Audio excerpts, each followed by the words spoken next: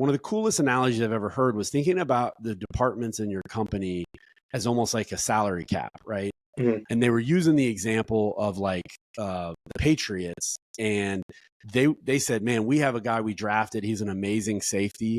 And this is an actual story. And the safety got so good that they would have had to pay really top dollar. I mean, he was going to become a free agent. And they said, look, man, he's worth every penny. But the reality is that part of our defense, we cannot commit that type of money to, because it would exceed kind of our departmental salary cap.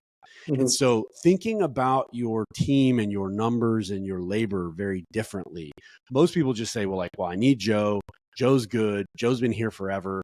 Now I just need to go get another Joe as we grow. And the reality is you need to think in a much more, systematic way about how you're allocating resources across your team to different functions, and really ask yourself, like, which of these things as we grow could be outsourced, could be automated. We know the world's changing in that way. And so you get this kind of like old way of thinking, and you just go, well, we've already got this guy. I got to keep him at all costs. And that's part of what, I hate the Patriots, but that's part of what made the Patriots great, and how they were able to sustain is they didn't get caught up in that. The following is my conversation with Colin Sanburg.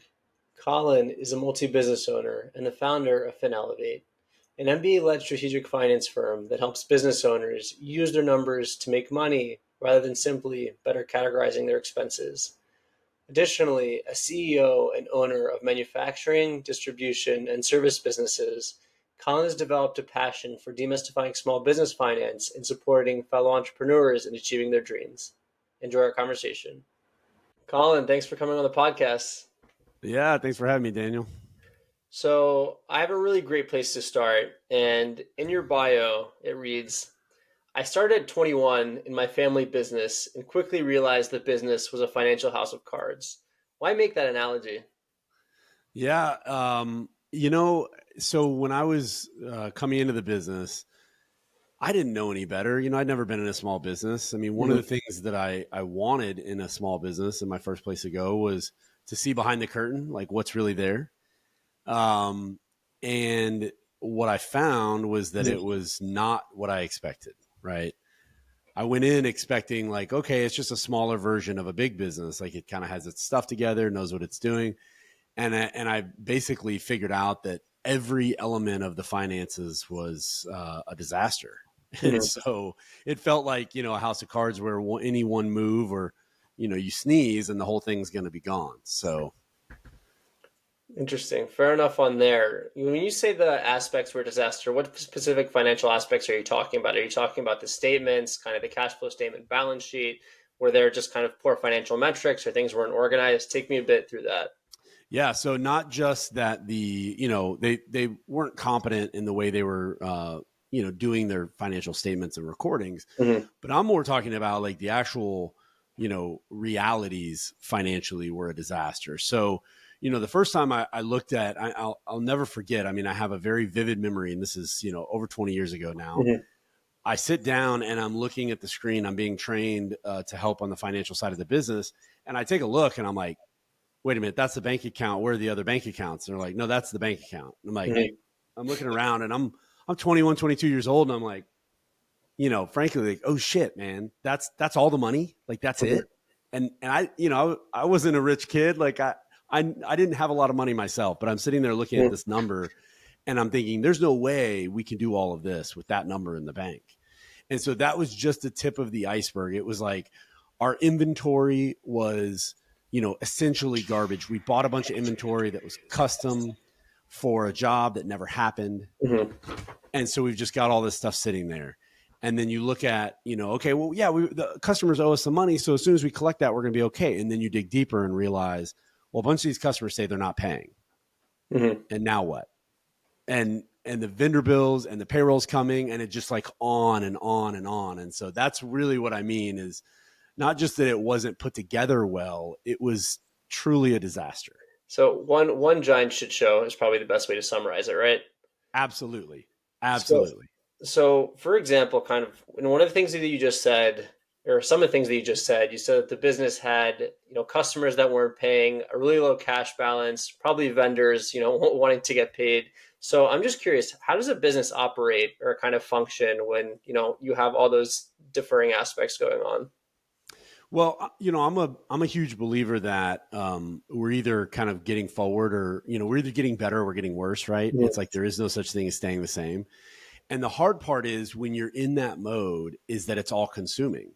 Mhm. So as a business, you're not thinking about the next financial strategy. You're not better packaging your product, making it more appealing. You're not adding more layers of good customer service. It's like it is a shit show. Mhm. It is a house on fire. You're running around in a panic, trying to throw water everywhere you can. And you kind of live in that state. And so, that's the penalty goes beyond just the ugliness of the numbers or like, we're going to have to fix this. It is a massive distraction from being able to do anything else productive within the business. Fair enough, for sure. Thinking specifically back to those days, what are some horror stories that really stand out to you from, running a business with just awful financial metrics? Yeah. Well, like I said, the minute I took that part of the business over, I stopped worrying about my own paycheck. Like, when you're young, especially, and you're in that mode, and I was very much still living paycheck to paycheck, you're worried about, okay, like I've got to do these things to get to the next payroll. The minute I took that over, it was like mine was an afterthought. How on Mhm. earth is this business going to make the next payroll? And we lived in that state, for several years. And I would say that it was, one of the horror stories that I'll say is that, it actually got to the point where, we're talking to the bank, we owned a piece of property, but the piece of property was, the business was not doing well. The bank was not happy with the underlying numbers for this property that it had financed. And I remember, looking to the founder of the company, who was later my partner, and I said, the only good news I have for us is that the lock on the gate is still ours. And it was like, man, it was, and he just kind of sank in his chair when I said that, because it was, it really summarized like the nature of where we were and how it was like on the cusp of going really, really bad. And so, there's 1,000 horror stories. Unfortunately, I lived in that state for Mhm. 5 years before I took over the company, and then really taking over the company made it temporarily worse before it got better, because I shifted our revenue dramatically.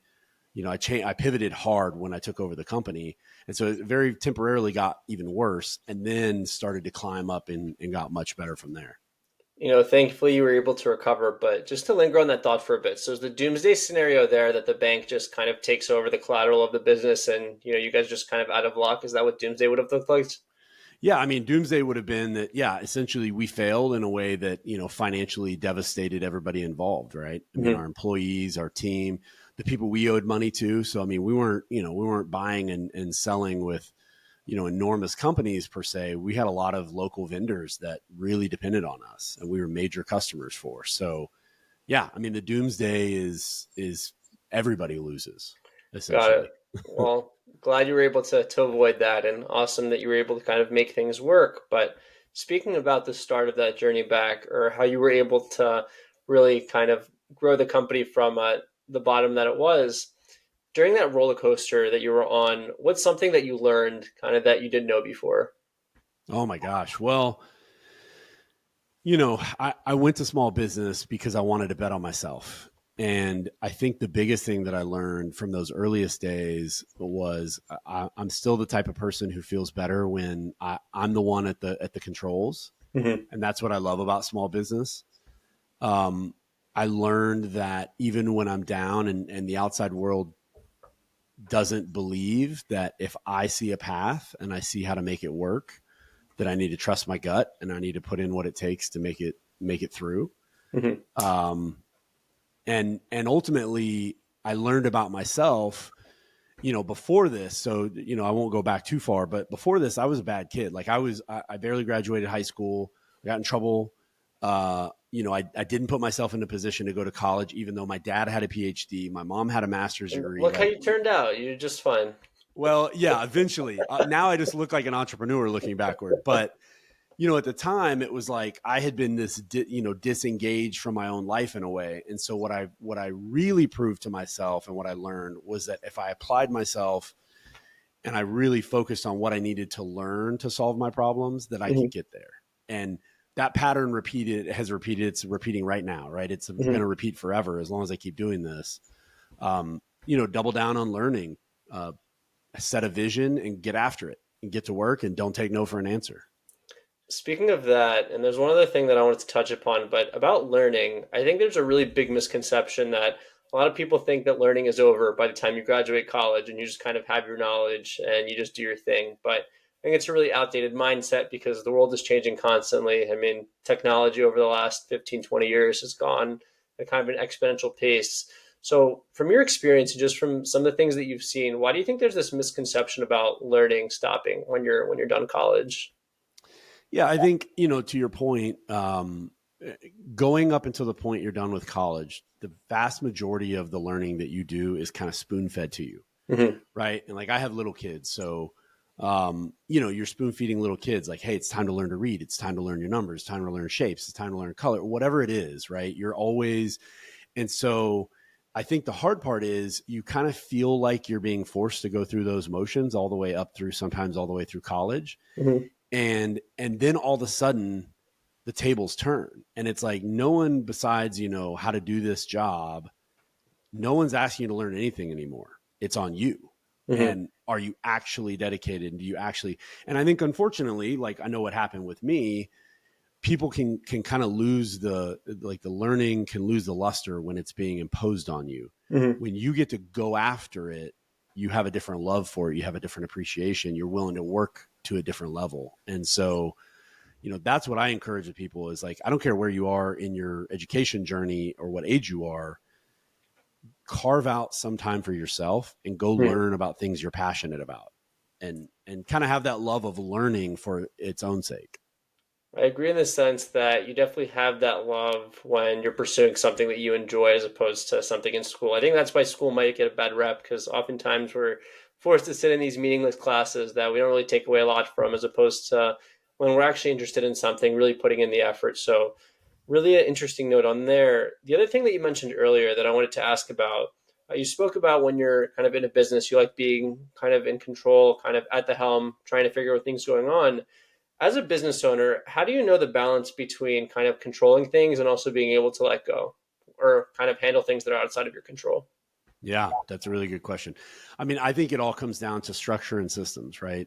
So what I mean by that is when I want to be in control of something, whether I'm running the company or whether I'm overseeing it, whether I'm helping advise someone, I don't want to just show up every day and kind of decide how I'm going to go about it. Mm-hmm. We need to have a structure and a plan for how things make the most sense. And to the extent that I'm able to implement a structure and a plan and understand the structure and the plan, then I can let go. It's much easier to let go because I'm not just letting go and saying, okay, today it was Colin style, tomorrow it's Daniel style, and we're just going to start over. That's not a good idea for a business. You need that kind of steady hand in a business. And so to me, it's all about building the steady hand. And early in your career, learning what makes for a good steady hand is really like something you have to figure out. And sometimes it changes by function. But what I love about business, everything you touch, there's strategy, there's leadership, there's, human psychology, there's, the laws of kind of reality and what it looks like when you try something versus what it looked like in your head.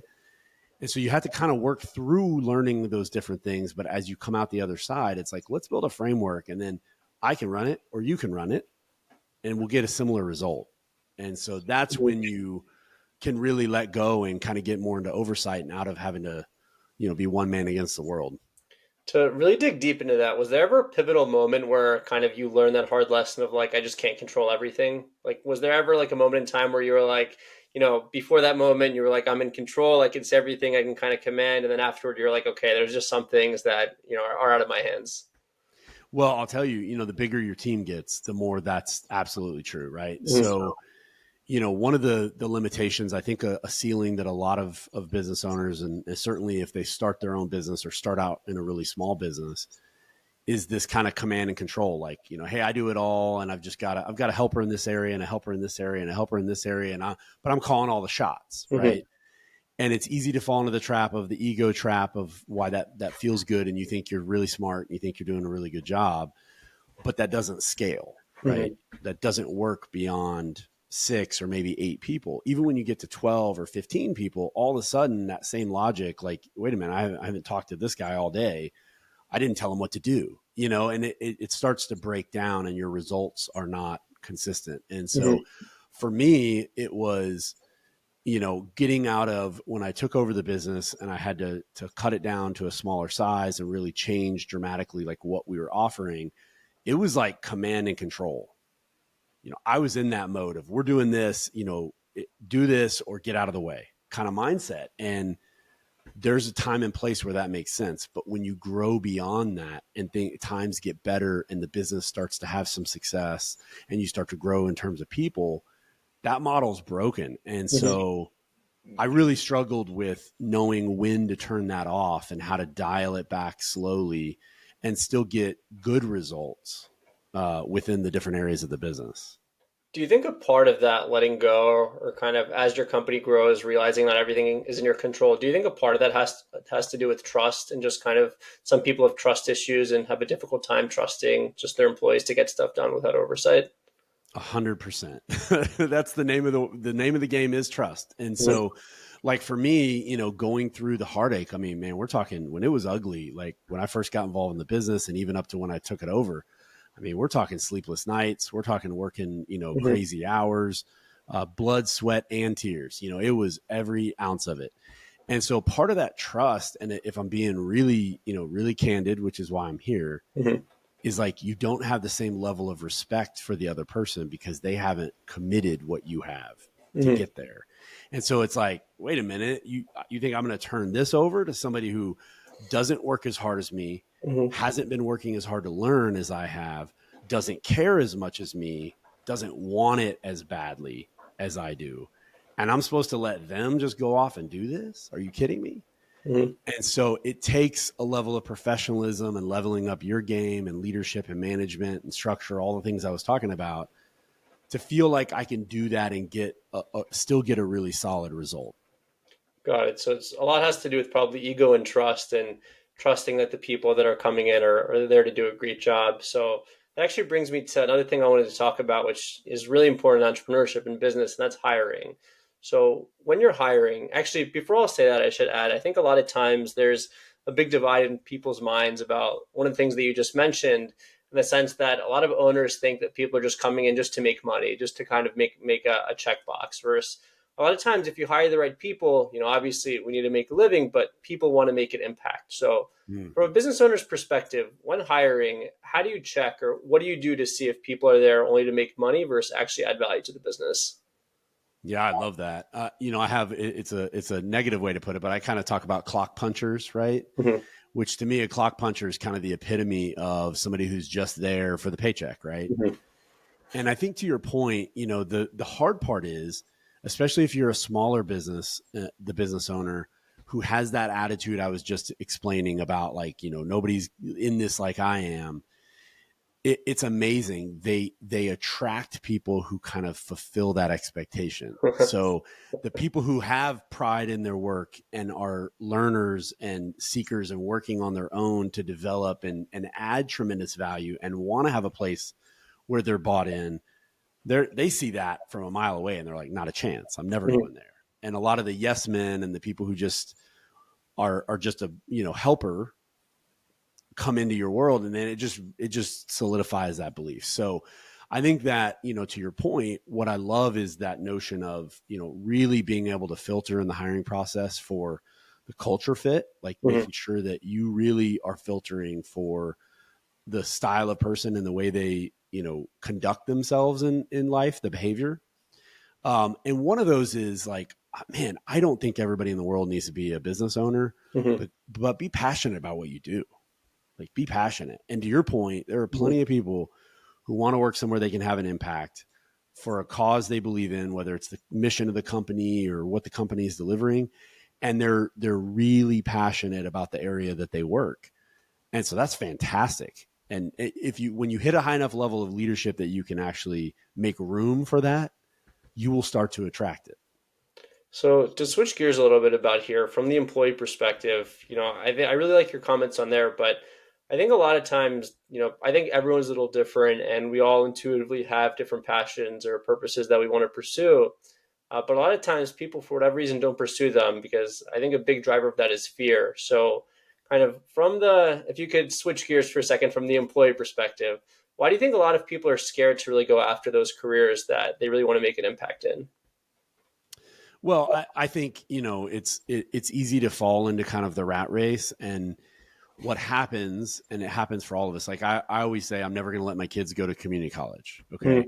I told you I was kind of a bad kid. I didn't go off to school like, my parents had, and like I wanted to. I ended up doing this community college thing. Well, what happens? You go to community college. Now I'm going to school at night. I got to get a job so that I can keep going. Well, now like the friends who are still around, they've got apartments. I want to get an apartment. Next thing you know, I have a job, I have an apartment, and I'm going to school on the side. Well, it's truly on the side, right? Because I'm working to live, not working to go to school. And so you fall into that rat race, right? It jumps in right there. The problem is it's kind of that like investing in yourself is part of that fear piece. Is like, I have to be willing to maybe even take a step back in life to go pursue what I want, as opposed to I've already made a little progress in this area of life. I'm already making a little bit of money. If I step backward to go pursue this, it's like starting over. And people are so ingrained in the level of the rat race we've gotten to. We all do it. It's totally the human psychology. It's like, I'm committed. I can't ever show the world that I've gone backward. So like, I'm here. I can't go back to sleeping on couches. I can't go back to, sharing an apartment with somebody. I got my own place. I can't go backward. And so I just think that people get so hung up on the wrong things instead of realizing that investing in yourself and being in that area of passion, you will go so much further in life and add so much more value and be so much more fulfilled that it doesn't matter what you have to sacrifice. You should do it. Kudos to that, my man. I really appreciate you putting that so beautifully, Colin. And I want to get back to the business stuff, but it's tough to linger because I think that was a really important. It's tough to kind of switch because I think that was a really important message, and I think one that people should really take away a lot from, in the sense that at the end of the day, we're all kind of going to be dust. I don't know. Some people have different beliefs about what happens after we die. This, that. I'm not here to comment on anyone's beliefs, but reality is, we all have the same fate. So might as well take your time to do something you love. So really beautiful note on there. The other thing I wanted to discuss is kind of some of the specific business that you're up to with FinElevate, and a lot of the work you have to do, as we mentioned earlier, revolves around finances. So before we get into some really fun company stuff, from your perspective as an entrepreneur, what are some misconceptions you think businesses have about their finances? Well, I think the first one and the scariest one to me is that business owners think they can get away without ever learning them.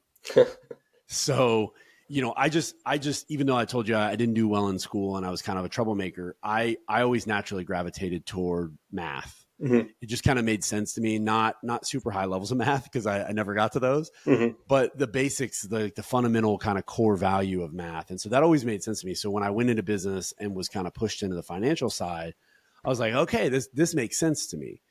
I get it that that's a very rare thing. Most entrepreneurs, most people in general, like 95% of the class shrinks down when there's a pop quiz comes out in math, right?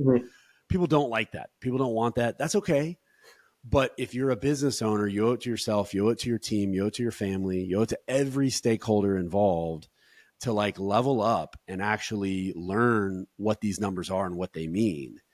And I think what happens is a lot of small businesses, when they get started, it's like, well, if I've got money in the bank, I'm okay. If I don't, I'm in trouble. And they almost take that same logic. And next thing you know, they're a $500,000 a year business or $1 million a year business or bigger. And like that thought process doesn't work anymore. And so if you've never graduated beyond that, I see a lot of business owners who start to kind of feel like they're living a lie a little bit because they're like, everybody around me thinks I got this figured out. I have no idea what these numbers mean.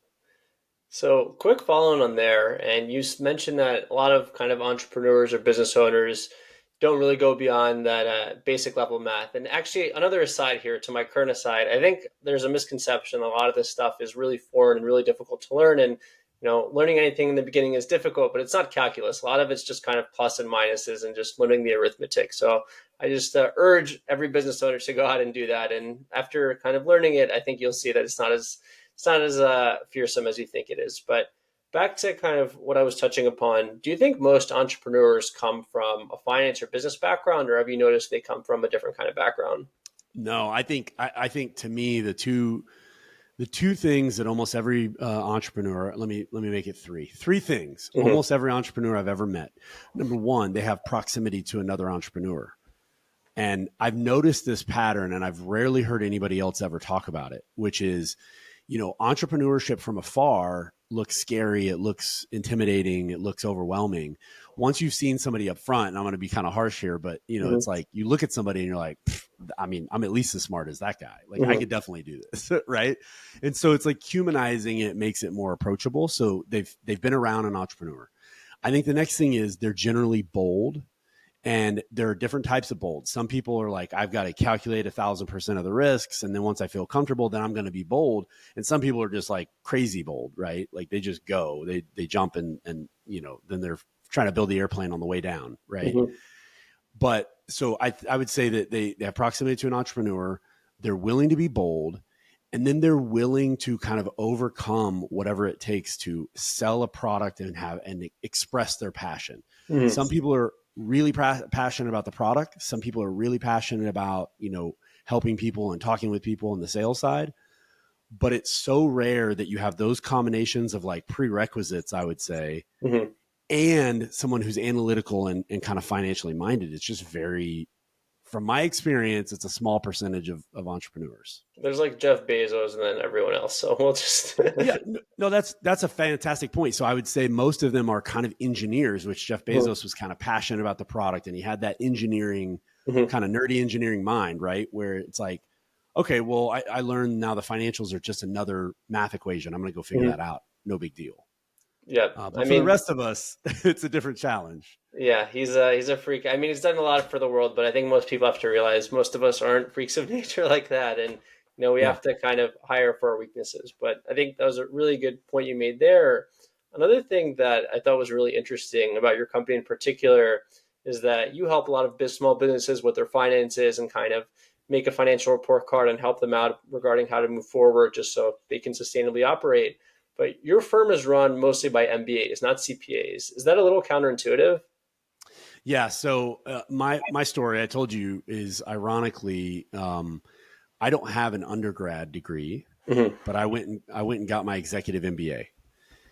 And so, my journey was basically, like I said, I started doing the night school thing. Once I got into my first company, I was an employee.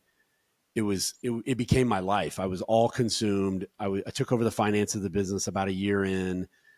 Then I realized how big of trouble we were in. I started working like a crazy person. I was obsessed with trying to solve this problem. Mm-hmm. And so the school thing went from, I'm doing 12 hours. Now I'm doing 9 hours. Now I'm doing 6 hours. Now I dropped my last two classes and now what? And so it just kind of petered off in terms of importance. And then once I took over the business and I really I kind of wanted to regain something for myself. And I really just had a chip on my shoulder that I hadn't gotten a degree. Because again, my dad had a PhD, my mom had a master's degree. And I'm like, man, I want to show the level that I think I'm operating at. Mm-hmm. And so I kind of forced my way. I talked my way into this executive MBA program, even though I didn't have an undergrad degree, and convinced them to let me in anyway. Again, didn't take no for an answer. And so what I wanted though was to learn what big businesses had figured out that small businesses didn't know yet. Mm-hmm. There is no such thing as a large business that hasn't figured out its finances. It doesn't exist. Mm-hmm. So somewhere on that path, and also no Fortune 500 company started out that way. Every one of them started small and made it all the way there. And so I just wanted to figure out what those lessons were. And so to your point, like I'm an entrepreneur first, and the founders of the company, myself and my partner, are both MBAs, but we're working in small business. We're distilling those big business lessons down into something that actually applies in the real world, kind of on the front lines of small business. So speaking about those big businesses, how did they do finance differently than small businesses that have really enabled them to scale to such a high rate? Well, there's, again, obviously at some size, you've really figured out your numbers and what they mean, and you've got specialists, right? Mm-hmm. Small businesses, typically you've got a handful of generalists. And then when they start to get good is when they start to implement specialization. And so the founder may have originally been pretty good at product and pretty good at sales, but ultimately they're probably going to focus on one of those two as they grow bigger. And then likewise, you're going to start to have, someone come into the business who can help with the financial side. The big businesses, though, one of the big things is they have defined and refined their business model to another level beyond what average small businesses do. And what I mean by that is they don't play in markets that can't sustain the amount of growth they want. They don't play in markets that can't pay the premium pricing that every one of them commands. They don't play in markets where they can't use a playbook they already know works and do it bigger and bigger and bigger. And so, a lot of those things are basically businesses are stuck at small sizes because they're trying to figure that out. Like, who am I? Who do I sell to? How can I get customers who actually pay me? Like, they're still asking a lot of the questions. Big businesses have answered those a long time ago. And that's part of what it took for them to get to where they are. So big businesses are just really well defined and they kind of just play another league when it comes to that stuff. Yeah. And they're not afraid to make investment, right? One of the big things that's scary when you're small is that, like, no balance sheet. You have no balance sheet. You have no investment track record. And I don't mean in stocks and bonds. I'm talking about in your business. Like, we're going to go into this new market. You see big companies, they live in that land. And one of the things they've figured out is big companies figure out what works and they always dabble to try new things. And they don't put a lot into the new things, but they never stop dabbling. And so it's like, if you're Jeff Bezos, right, you're hitting your core. You are just absolutely milking what's working, but you're testing, like, what if Amazon Web Services, what if that became a thing? Well, now that's a multi-billion-dollar, that's one of the best parts and strongest parts of all of Amazon's portfolio, but it started out as a dabble, right? And so you never give up testing, trying, and dabbling, but you also don't take your eye off the ball on what's already working. And small companies, man, we are guilty of living in one or the other. We're like professional dabblers, or we're just, hey, I know it works, I'm going to stick to it, and I don't need all this extra stuff on the side. And the problem is the world keeps changing. So the one thing I'll add to that too is a lot of big companies, they have this intangible quote unquote clout in the sense that since banks see, or kind of lenders see, that they have these huge balance sheets, a lot of times whoever's lending to them will understand that, or will be more accepting of a risk because they see that they have the ability, in case it doesn't work, to pay that debt off, or, they see an asset that they could maybe take over and still turn a profit on, where small businesses, I don't really have that luxury. So that's the other thing I would definitely add on. But really interesting note on there. The other thing I wanted to ask, a lot of what you do, as I mentioned earlier, revolves around a financial report card. So how are you able to determine a business's financial health? I mean, is there anything else you look at besides top line revenue or costs over the last few years? Yeah. So what we're really doing there is, number one, we call it the Fin score, but the Fin score is really just, again, to your point, it's more of a profitability scorecard than anything else. From fixing my business, you made a really great point, and I don't hear everybody every day, as you probably don't either, talk about the balance sheet. The balance sheet is really, really important. But when I fixed my first business, I didn't fix it with the balance sheet. The balance sheet was kind of what it was to start with. I mean, now I'm making moves and I'm trying to do what I can to help clean it up and help address the challenges that exist there. But the only way to fix the business was really fixing it through profitability. If you can become profitable, sustain profitability, then ultimately you can climb out of any hole. Ultimately, you can climb any mountain, right? As long as I'm going up. And so what we really help people focus in on is that scorecard is really heavily weighted on profitability. And part of the idea too is that with the Fin score, again, it's a report card. So it's everybody knows that I want to get a 95 more than I want to get a 75. So it's out of 100. It's a way you can start sharing numbers with your team. And I kind of talked about that earlier, where, like, I'm holding everything in, and to grow to that next level, I've got to start engaging a team and developing specialization. Well, your sales specialist is never going to be good at finance. I mean, 99.9 out of 100 times. So it's giving a path to try and get the team brought along and understanding what works. And really a huge part of it is segregating those costs into percentages of like, what is my marketing spend as a percent of revenue? What is my overhead as a percent of revenue? What is my labor as a percent of revenue? And tracking those, because what I see is companies have an off quarter, an off year, but they never change their overhead structure. Mm-hmm. They start to grow, but now labor's growing faster than my revenue. And so you get all of these, like if everything were $1 million every year and it's just $1 million and $1 million and $1 million, it'd be really easy to build a nice, stable, healthy business. But it's in those ebbs and flows that people make a lot of mistakes that ultimately, they pay a huge penalty for. Got it. Really interesting note on there. So, say for example, if a company takes this assessment or it sees its financial scorecard, and let's give it a grade of a B, a solid grade, but a lot of room for improvement. So, on that Yep. note, what are some practical steps a company can take to improve its finances? Well, I just kind of hit on like, thinking about your labor. And I'll say first and foremost, it's very heavily dependent on the type of business. Mm-hmm. So I'll touch on a couple of them. If you think about the labor side of your business, one of the coolest analogies, and I love you got your AI jersey. Yeah, like, I can't say I'm a Sixers fan, but you can't help but love AI. But if you're talking about this, one of the coolest analogies I've ever heard was thinking about the departments in your company as almost like a salary cap, right? Mm-hmm. And they were using the example of like the Patriots, and they said, man, we have a guy we drafted. He's an amazing safety.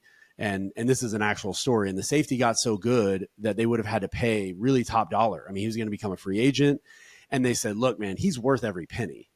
But the reality is that part of our defense, we cannot commit that type of money to because it would exceed kind of our departmental salary cap. Mm-hmm. And so thinking about your team and your numbers and your labor very differently, most people just say, well, I need Joe. Joe's good. Joe's been here forever. Now I just need to go get another Joe as we grow.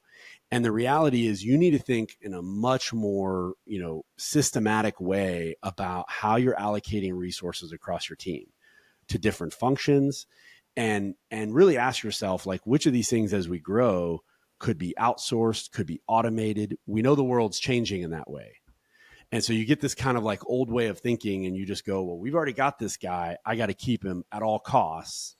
And that's part of what, I hate the Patriots, but that's part of what made the Patriots great. And how they were able to sustain is they didn't get caught up in that. Now I'm in Texas.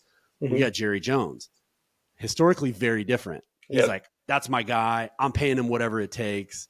And then you're cheaping out somewhere you absolutely need the help because you've overinvested in the wrong place. I was going to say, really interesting note on there because you have on one way kind of a lower cost model, but you're not going to sacrifice efficiency. In another way, you have a really big cost model, but you're not as efficient. And I guess the results, with all due respect, and I hope this isn't personal since I'm an Eagles fan. I mean, we also didn't have a great ending to our season, so I'll leave that note there. But you can really see the kind of results that have played with those two different mindsets. Oh, absolutely. Yeah. I mean, I was over here and most of DFW was over here like, do not pay Zeke Elliott. Like, awesome guy, had a great first 3 or 4 years, but you're like, he's a running back. It makes no sense. And so again, we're not going to be in the sports business by and large, but if you were to zoom out, and it's really easy with sports because we see these distinct positions, but it's no different with business, right? It's like the ops might be your defensive team. The offense is your sales team, and maybe finance is special teams, right?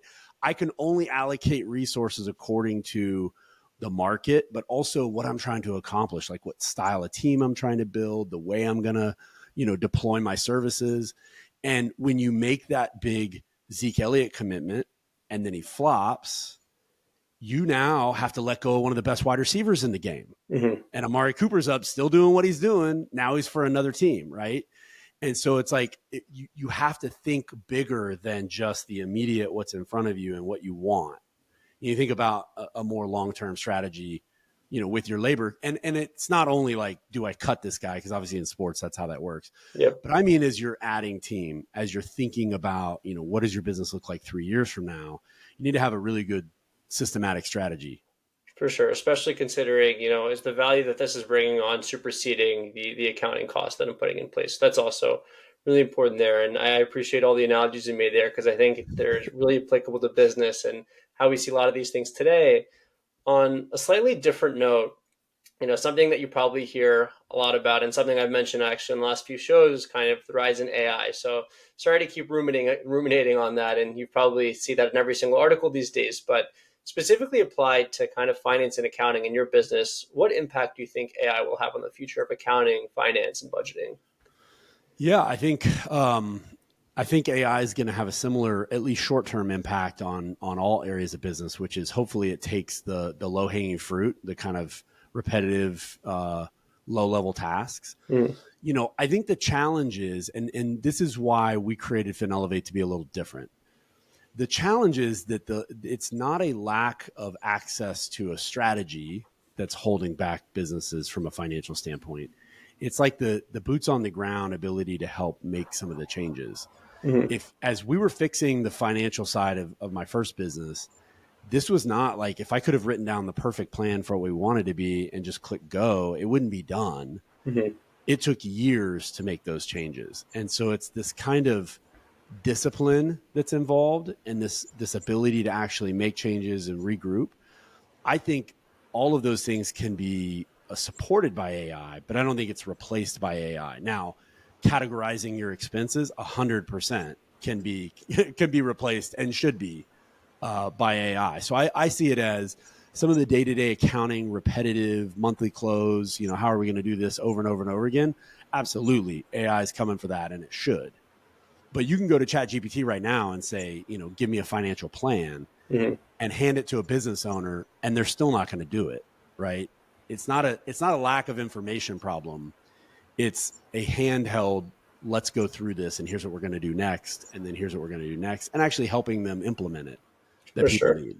It'll be interesting to see where the kind of the line is drawn, where tasks are associated with, or tasks are given to AI versus some things that we can do. So it'll definitely be something to keep an eye on going forward. But to move back to a bit of a higher level here, from everything that you've done in your career, and you've mentioned earlier some of those tough lessons or tough times that you've had to endure.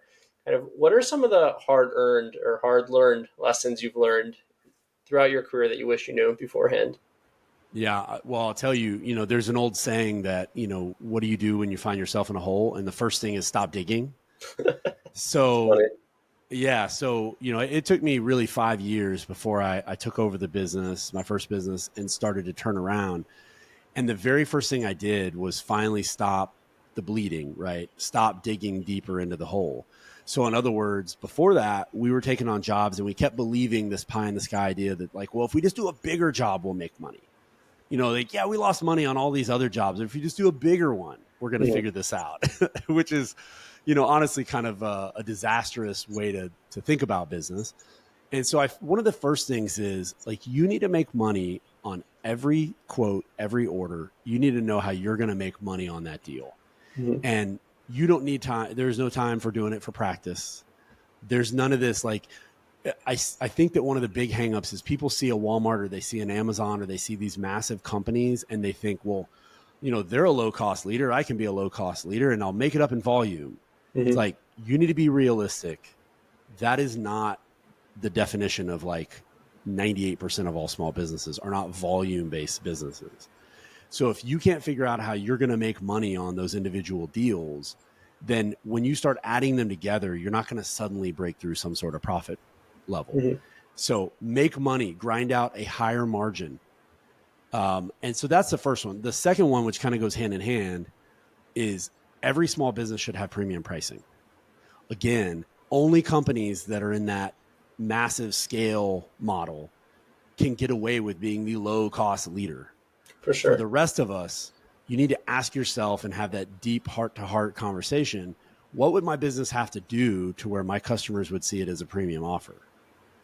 And you need to go deliver on that, because if you're doing everything on the cheap, including your sales, obviously it's easier to sell when your numbers are lower. Like that doesn't take a genius to figure that out. The problem is now when I go back and I look at the materials that I'm providing or the team that I'm hiring or the, investments that I'm making and learning AI and all the other things, every single one of them is done on the cheap. And so the experience of the customer It's is cheap. now on the cheap. And it's just a downward spiral that I see so many small businesses fall into. And so for me, those are the two things that if I knew those the day I walked into the business, I would have looked at the entire business differently, and I would have fixed it, frankly, a whole lot faster than how long it took. For sure. So invest in your people and invest in your premium product, and I think that'll pay off in the long run. So really appreciate the advice on there. But just as a parting note here, after everything you've been through and all the entrepreneurship journeys you've been on and all the companies you've worked with, through it all, what's the best piece of business advice you've ever received? Oh, best piece of business advice. Boy, that's a good one. I would say I don't know that one can stand out as the absolute best, but I'll tell you that That's the best answer. yeah, there's no one. What's amazing is it's kind of like, you pick up an old book you've already read and you read it again and it says something totally different to you. It's like things come into your life when you need them and hit you at a different level based on what you need. One of the best pieces of advice I've ever gotten is that you really have to invest in getting better, like being more introspective and looking at your company's failures as a reflection of you, and stop this like, well, this person screwed up or the market was out to get me or really bad luck. Is like, you need to look at this in the mirror and say, there is someone who would have done a job better than me, and this problem would have been a non-issue, right? Like someone in the world would make my job look really easy. And if that's true, then I still have a long ways to go. And room to grow for sure. Colin, I think that was some beautiful advice there. And thanks for everything, and appreciate you taking the time to come on the podcast. Hey, enjoyed it, man. Thanks so much for having me on. Thank you for listening to my conversation with Colin Sanburg. If you enjoyed the episode, rate the show on Spotify, drop a comment on YouTube, and subscribe.